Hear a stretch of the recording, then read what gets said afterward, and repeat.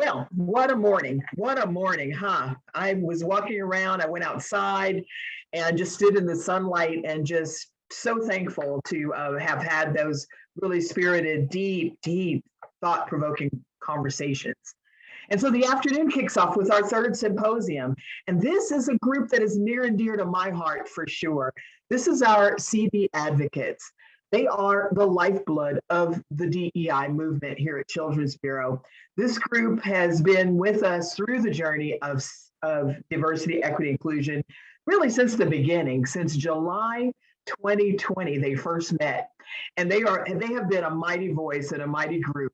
And they are going today share their experiences with their journey for diversity, equity, inclusion at Children's Bureau. They will be moderated today by Gail Whittemore, who is, of course, our Chief Financial Officer. Our panelists and members, proud members of the CB Advocate team, Monica Carranza, Nick Mazzeo, Lydia Marquez, Melvin Valentine, Ani Melcumian, and Cindy Evans. Okay, let's take it away. Great. Thank you, Kimberly, very much for that introduction. Yes, the CBDEI advocates were the first of actually 3 cohorts. Then we launched our work, as Kimberly mentioned, in July of 2020. The other 2 cohorts, there's the CB influencers. These were groups of staff that have more of an external responsibility to speaking about CB. And then the 3rd cohort is our CB champions, which is the leadership of the organizations, all the senior leaders and the executive leadership team who impact the policies, the processes, the systems, and how to ensure alignment with our DEI movement. So this spans out in many different directions throughout this whole organization. We do call this a movement as it connotes the organic fluidity that this work deserves, aligned directly and intrinsically with our TROC movement. It's the backdrop of creating and sustaining a culture of belonging, of community, and one where everyone's voice, thought, and perspectives matter. So I'm going to, again, introduce our panel, which Kimberly has already mentioned. We've got a wonderful group, Ani with us, Monica from Marcom, Nick and Lydia from Prevention, Melvin from CBU, and Cindy Evans from Development. And I am going to moderate by having a list of about 5 or 6 questions, and I'll pick on some, but panelists, please chime in if you want to add your voice to the question. So let us begin. Question number 1. So panelists, and I'm going to pick on Monica and Melvin to answer this first question. Understanding that you've experienced the full gamut of training, been a part of the book club, the DEI book club, the DEI council, what's been one of the key components of your experience within the DEI movement? Who would like to start, Monica or Melvin? I can start. I think that the most important thing about the process has been being with the same people, a cohort that we've grown with for 2 years now.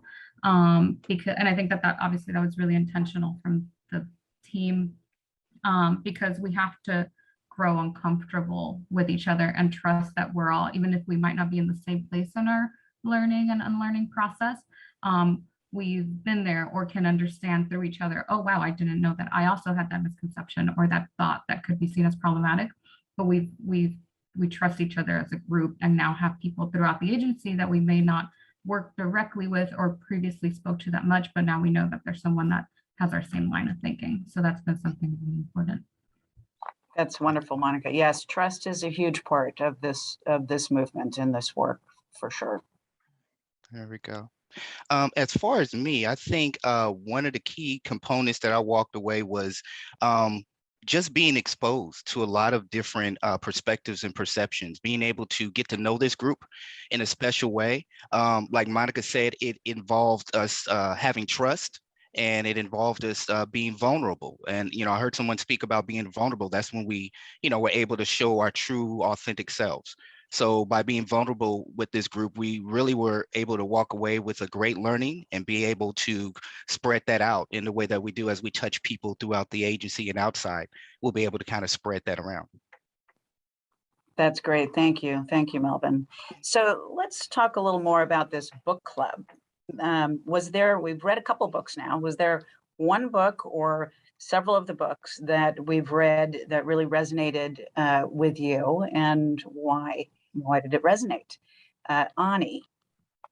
Yeah, for me, it was a culmination of the books that resonated. So, well, two especially, Cast was just so amazing. Cast, every sentence was powerful, not just every page or every chapter. It was like one of the first books I had read where every single sentence was powerful. And then The Sum of Us was an amazing book as well. That's, I think, the last one that we've most recently read. And for me, it was going separately, independently, reading this, and then coming into this room where everything you guys have already touched on. In that room that we would come together in, everyone was sharing, like, either you were going to share a perspective that made you vulnerable because you were talking about the scars or the trauma or the hurt that you had felt in some way that resonated, that was brought up in the book, or you were going to be brave and say, like, how you might have messed up in the past, and how realizing in this room how maybe something you did might have hurt somebody else, and now you're learning that. But the point was that each time you spoke, you were invited to be vulnerable and brave, and that was modeled, I think, by the ELT, like the executive people in the room were speaking in that way, which made me think, oh, it's safe to do that in this space. And then Melvin, anytime anyone shared, he like would moderate in a brilliant way where he'd be like, I felt that too, but this was my experience. And he'd pull you back in to remind you that you're like part of a community. And I think the nervous part is like, if I share, am I suddenly like divisive? Am I going to be not part of this community? And everyone would just keep reminding you, like, the share is what brings you closer and is not going to pull you away from each other. And so we came away with that, like Monica said, and everyone said, closer together. Yeah, that's great. Thank you. Thank you, Ani. Lydia, how about you? Well, I definitely need to echo Ani and say Cast, which I have here. Well, you can't see because I have a background on. But, for those that haven't read Cast, just very quickly, it is a retrospective, like a historical context about the caste systems in the world and how it has created an invisible caste system in the United States, a racial caste system. And I think for me, it's really informed me on being aware of where I fit into this invisible caste system, how my behavior can actually perpetuate white supremacy and oppression of other marginalized groups. And I think that really has helped me make sure that I am being mindful of how I'm interacting with other folks here at Children's Bureau, and also outside of Children's Bureau, because I think when we think about DEI and the work that we're doing here, it's like, yes, we commit to creating this psychological and physical safety for each other as peers, but also how do we interact with folks outside of Children's Bureau? So I think that expanding that to our personal life is another, I think, thing that has really helped in terms of having access to these spaces where we can, talk about these ideas, talk about these thoughts, and learn more about just some of the dynamics. That's great. Thank you, Lydia. Yeah, I'll third, not even second, I'll third that. I really enjoyed reading Cast. It just opened my eyes and really challenged my thinking in a lot of different ways and perspectives. And having a chance to be in a book club with people, to be able to banter back and forth and learn from each other and test the waters and throw out preconceived ideas and look at things differently. It's really a fantastic augmentation to our cohort group is the book clubs. So question number 3. So DEI. So this is a very, very broad topic, obviously. When you think about equity, how has your awareness in this space evolved? So DEI and equity, how has your awareness in this space evolved, and particularly from the work that we've been doing as CB advocates? And we've got a few of you who would like to respond. Nick, do you want to lead us off? Sure. Yeah, happy to. So I think the best way to describe it is such a deepening. There were concepts that I knew about, and but how it worked. So one of the things we did start off with white fragility, and so you'd think that as a white person, straight white male, probably the most privileged group of, no, definitely the most privileged group of people, I thought that I would understand how white culture worked but reading White Fragility was still completely eye-opening and then once I had that deepened understanding, I started seeing how it worked all around me in relationships, in, here at work. I started realizing, wow, these things that we've been talking about, they've been here around me the entire time. And I was only a tiny portion aware of what was happening. And then really the other awareness that I gained is how inequality is robbing humanity of its potential. So here at Children's Bureau, I think if everybody felt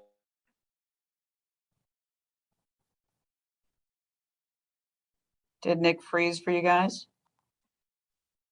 Yes. Let's see if he comes back. He's mid-sentence. Can you guys still hear me? Now we can hear you. Okay, so I was just saying how inequality robs humanity of its potential. If everybody was able to be their full authentic selves, I'm realizing there would be no problem that the world's facing that we couldn't overcome if we could achieve equity. So it's really raised the stakes for me. That's wonderful. Thank you. And I agree entirely, Nick. Very well said. Cindy, how about you? So I would say, honestly, before 2020, I did not truly know much about the word equity. Growing up in the South and surrounded by civil rights activists, I was more familiar with the term equality, which gives everyone the same resources across the board, regardless of the individual or group's actual needs and opportunities. But however, in the last 2 years, I would say, amid our racial, social, economic challenges, that have always been present for us and people of color. I've been more focused on really re-examining my awareness towards equity. And I understand now that we do not all start from the same place. That equity truly recognizes each person has different circumstances and needs. And so therefore, diverse groups of people need different resources and opportunities in order to thrive. And what I kind of, base that off of is looking at the pandemic and how I feel it has caused a greater sense of equity, because regardless of gender, age, race, even our geography, we have all been at risk. And the coronavirus has become what I consider the great equalizer. We're all susceptible. But we all need to be heard and valued in different ways. And I think that's something that has really showed improved, just looking at the allocation of various resources and opportunities that are necessary to create equal outcomes for all. This is truly, when you think about equity, it is an ongoing process because we're constantly identifying and overcoming intentional and unintentional barriers arousing around bias and systemic structures within our society. So it's ongoing, but I'm happy to make that variation and understand that equity is just as important, but very different. Great, thank you. Yes, well said, all of you. This is wonderful. Melvin, do you want to add anything to that? Yes, actually, I would like to add. I would say, as far as my awareness in the space, it brought to light people. I know that as we started to go through these courses, I started to ask myself, what is it in my experience that I could share? Because I wanted to be a learning moment, and I realized that people, we all have our differences, but as we take time to get to know people, we go below that water surface, we get to know the genuine, authentic person. I think Nick was talking about it. It's in that space that people can use their inherited talents. I started being aware of times that I might not have been able to identify that I was in a toxic environment that didn't support me. And learning that being here at Children's Bureau, because we're so involved with DEI and belonging, that my natural talents can shine, that I could be myself, and being myself helps other leaders develop, help other staff develop. And we just become a better agency. So just awareness of people, their talents, their gifts, and all the opportunities that we have from this learning. That's fantastic. And I totally agree. It's the whole concept of equity, and particularly, Cindy, what you talked about, it's not doing the same for each person. It's recognizing that we all have different talents and skills and different ways that we can approach and contribute to the work. And we might have different needs in order to be able to be truly engaged and productive here at work. And so we need different levels of resources, different types of resources. We all learn differently. And so having that ability to be our authentic selves, and also trusting each other enough so that we can ask for help when we need it, is also huge and a part of this process. So thank you for that. So I always find it interesting to discuss inclusion, as it's really the North Star for how our organization should think. The idea of building a culture of belonging is completely aligned with this internal and external community building. So the next question is, how have you already put into practice inclusion as a part of our belonging culture? Monica, take it away. Well, I'm in marketing, so a lot of the way that we strategize, anything that we do is based off of how are we going to do this internally, how are we going to do this externally. So this is already in the way that we think, and there is no formula to inclusion, but rather it's just shifting the way that you think and making sure that you, as the communicator, it's your responsibility to make sure that what you're putting out there is an engaging conversation to all the different groups that you're trying to reach. It means that when we make a flyer and we don't get the responses that we are looking for, we ask ourselves, what did we miss? How do we need to tailor this message differently so that people feel included and like we're talking to them? And yeah, it's just a lot of recalibrating and an ongoing process. Tying it back to something that one of our panelists said earlier, I believe it was Morgan, she said that when you do something wrong, when you're trying to be an ally, that's not, it's not a personal failure, but rather an opportunity to grow and learn. So as we've received feedback on our efforts, we're taking that as the key to reach these different audiences that we're trying to reach. So it's an ongoing learning process. Got it. Thank you. Lydia, do you want to add to that? Yes, I think that it's important also to really look at whose voice are we missing, and just being really conscious and aware of that.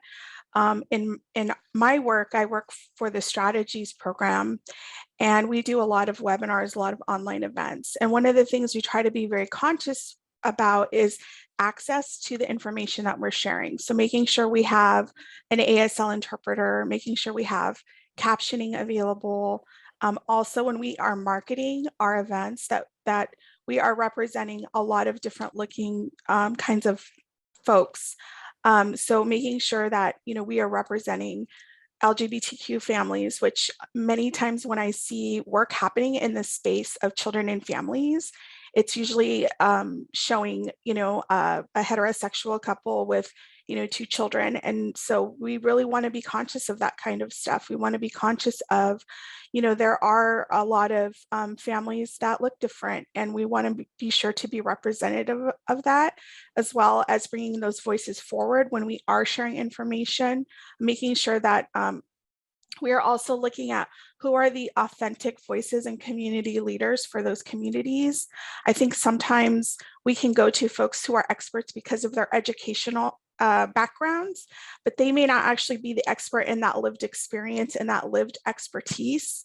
And I think that is something we do prevention planning work with county child welfare. That's something that we continually push in our team is who are the folks with lived expertise and how valuable that is. And, you know, how do we sort of dismantle and divest from this idea that only knowledge can be shared by folks that have been through the education system, and that we all bring valuable information and experiences that add to this work. So I think that is one of the ways that I really try to include other folks who may not have a voice in the work. That's great examples of how we can apply all of these principles into each of our departments and programs that we interact with external community stakeholders, each other. Really, really great examples. And I love some of our graphics on lesbian couple with the adoption program, or two gay men. And, you know, it's meaningful. It's very meaningful. So next question, diverse and innovative thoughts and perspectives are sometimes missed when speaking about diversity. What are tangible things we can all do to broaden diversity as a mindset? And I'm going to kick this to Ani to respond. Yeah, okay, so I think that when we talk about diversity, it's not only race, gender, ethnicity, it's also, I've had to learn, especially as an extrovert who can naturally maybe dominate a conversation, that like it's also that somebody else expresses themselves differently, or somebody else is hearing and learns in a different way than you do. And maybe the person who's not speaking up is not checked out. It's that they understand concepts in a different way. Like certain people want to fully bake their thoughts before they're comfortable sharing it. Other people, more like me, are comfortable talking through their thoughts before they even get to what the point of what they're trying to say is. And so in our book club and in all of the DEI space at Children's Bureau, what I've seen that we do is allow people to follow up in an email maybe about their thoughts. Like I know there were a couple of people who didn't speak as much in that exact room, but then followed up with the most thoughtful email about this is what I was taking away from that. Or just different ways of including people who aren't necessarily like you in the way that they communicate. And so a tangible thing that I think we can do that I've started to do in my team meetings as well, and just being more mindful of is, can I send them the agenda in advance? Can I share the questions that are going to be asked in advance? Can I make sure that they understand they are allowed to follow up later in a space in a way that they're more comfortable with?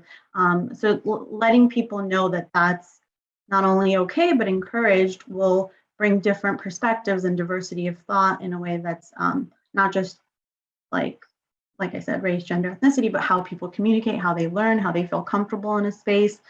So that is my take on that. Yeah, no, that's a very good take. I like it. It's true. We're all so different. Even, you know, it's that you can't look at the cover, right? You have to look inside to really figure out who somebody is and how we best work with each other here at Children's Bureau. Lydia, do you want to add to that? Yeah, I think Ani has some really great points. And I also think, like, you know, there's a lot of vulnerability that comes with this work and this process. I always want to acknowledge that this is not an easy journey by any means. And it's like we're trying to unlearn, they call it the great unlearn, of some of the ways in which our systems and white supremacy have really infiltrated how we interact with each other on different levels. So I think one thing a friend of mine always says, she says, you know, when you fumble, be humble. And really, it's just when we get caught in those moments where we maybe haven't been inclusive, or we've missed someone's voice, or someone feels they've been left out of a conversation, you know, how can we not get in the defensive mode? It's super, super difficult, but also how can we sort of like humble ourselves and say, what can I learn in this moment? There's great discomfort that happens. And a lot of you probably know just from trauma-informed care that our brains kind of go into that, like, you know, distress mode when we're confronted with something that is outside of our comfort zone. We kind of have to push past that and say, what can I learn from this experience for the next time, so that I'm making sure that I include these folks, these voices, these experiences. And I think one thing is that to think of inclusion not as a checklist, but really as like this experience, like, you know, how do we make sure that we are getting everyone's, input about something, that we're really expanding our understanding of how things can be done. And I think that's a lesson that I really try to do, because I mean, I admit I can be somewhat of a rigid person in how I want to do things, but it's like, how can I expand myself and understand that there's more than one way to do something? And what would that be like if I allowed a new idea or included a new perspective into this work that I do, in order to really meet the needs of a wider community? So I think that's just I think last word is just have grace with yourself. This is a process. And I think it's important just to sort of sit in that and be open to learning, and be open to really unlearning some of these more negative things, but give yourself grace, because I think it's definitely, we're not going to do it perfect the first time. And that shouldn't be the expectation. Good words of wisdom. Thank you, Lydia. Melvin, do you have anything to add to that? Yeah, Lydia, she touched on unlearning something, and that really touched me in a certain way. A few days ago, I attended a inclusive leader workshop. So think about it. You know, we're training all these courses and we're doing book clubs, but yet the journey continues, right? We're continuing to sharpen ourselves. And I started to share an experience of my idea of what a leader is. And I gave them my description of early in my career of what I thought a leader was. And I said I was groomed to think that way. And the moderator or the facilitator kind of tuned in to how I said groomed, groom myself. So as I go through this journey, I realized there's some things that I need to unlearn. I think Sahar, she made a good point about who are you, right? So going back, looking at, well, who am I as a person? What is it that I have to contribute? Some other things that I want to walk away with the mindset that we need to shine lights in dark areas. I make sure that I'm aware of who's in my space, who's around me, who's not being seen, who hasn't been heard. We use the example of inviting someone to the party or adding a chair to the table. Sometimes just including a person may not be enough. We might need to look at the table. We might need to rebuild the table to make room for everyone, right? And when we rebuild that table, we got to build it on a strong foundation, on 4 legs: diversity, equity, inclusion, and belonging. Thank you, Melvin. That's fantastic. And I love that analogy of the building of the table, because you're right. This is an opportunity for all of us to break down and rebuild. And if we do this together in different ways throughout all of the work that we do here at Children's Bureau, we're going to be one darn strong agency. Absolutely. In the years to come. And we will have, we will respect each other, and we're allowed to be our authentic selves and bring the best of the best to the table. And that's really fantastic. By the way, Manuel, thank you for the chat note. He says that appreciate the need to flex and communicate in a manner that is accessible for others. Yeah. And I'm guilty of it. I'm very prescribed, and I go and I think, and I'm doing my tunnel, and I've got to be able to sit back and say, whoa, what works for me is certainly not what's going to work for the next person next to me. So I've got to be able to recognize different styles of communication, et cetera. So I know we only have about 9 more minutes. I'm watching the clock here, but we have one last question that I'd like to pose, which is, what else would you like to share about your journey? So it's kind of an open-ended question. And what advice do you have for those that are embarking on their own personal journeys? And I think we've touched on some of this just in the last number of questions and comments from this great group of panelists. But let me call upon Nick. Do you want to try and answer that one? Sure. So when I think about advice, it feels very strange to try to offer advice, but what I do think about is the areas where we had privilege. One of the areas where I learned something is I realized that we all have privilege. I knew I had privilege before coming into this, but my peers in this work group, really opened my eyes that everybody has privilege. So in the areas that you have privilege, this is a piece of advice that I can't stand on a high horse and say that I'm doing well. I struggle with this every single time that there's an opportunity to work on it. But people's experiences are different and also equally truthful to your own. So if you walk into a situation and people are telling you their experience, in a sense, there's no such thing as a universal truth that they're right or you're right. You simply have to understand that that is their truth, and that is equal to your own. And that's for me, that's been the hardest thing, but absolutely necessary to start working on myself in order to become a more inclusive person, and to really, I think of it like leveling up our humanity. That's what it feels like. To putting a gaming metaphor on there, feels like we're leveling up our humanity. Thank you, Nick. Thank you. And so, Cindy, I'll kick it to you to bring us home. What would you like to share about your journey, and what advice do you have for those that are embarking on their own personal journeys? Well, I would first say act with intention. Be intentional. For me, I am one who affirms that I am a source for good in this world. And so with that being said, I like to check my own self over any type of biases or just anything that I may have grown up with, groomed with, as Melvin spoke of, that, were really untruths. We're sitting inside of some form of fear. Because I think, fear is the catalyst that really has caused a lot of angst for all of us.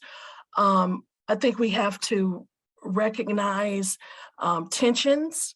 We have to first recognize with this, that tensions will arise, and acknowledge it, but really going back to the center of this country, America, is historical record, and all of the current experiences of marginalized people, we need to allow ourselves to hold and honor their facts, okay, their truth. And, I think in doing that, it definitely empowers, it definitely will empower you as a person, but also the people around you to open up and speak up, So to me, I feel like it's just an ongoing process. We have to be honest with ourselves. And I would say it's a lot of hard work. I mean, honestly, it's a lot of hard work. I mean, you got to make a conscious decision to peel back the onion layers and to really go deep. And I think when you do, you'll find that it's very rewarding, and that you will become a light in a dark tunnel for everyone. So. And an ally. I mean, it's it's pretty incredible. You guys are just brilliant. I just have to tell you that. My panelists here are brilliant. And so I'm going to use the last couple of minutes. Kimberly's clapping for all of us. Thank you, Kimberly.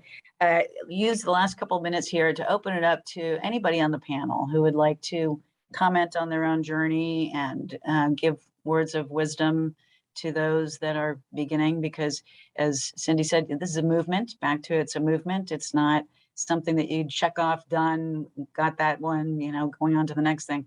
This is a fundamental shifting of the fabric of our being and rebuilding to a different, more woke, if I could use that too often used word. But yeah, panelists, anybody else like to chime in? Well, I'll just say that one of the things that has been, I think, important to just learning about other perspectives is just really, I think, experiencing other people. And I think that not just in an ethnic sense, but just overall, like really trying to have different experiences outside of my own comfort zone. And I think also, trying to hear stories of folks that have been historically oppressed, stories of other marginalized groups that, I'm not a part of. But then also, I think, even within the context of my own identity, I am an Asian Latinx person, but you know, as we know, Latinx is not a monolith. There's many different cultures within that don't have experience with, obviously, but and really trying to understand those different experiences, because I think that by humanizing groups of folks that we may not be part of, it really helps build the empathy that is needed in this work. And I think that that is imperative.